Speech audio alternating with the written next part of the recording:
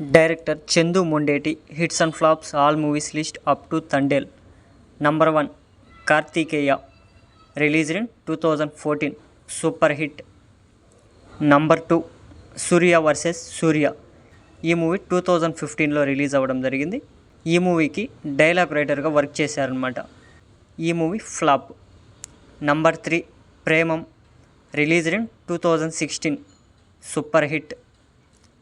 Number 4 Savyasachi, released in 2018, average.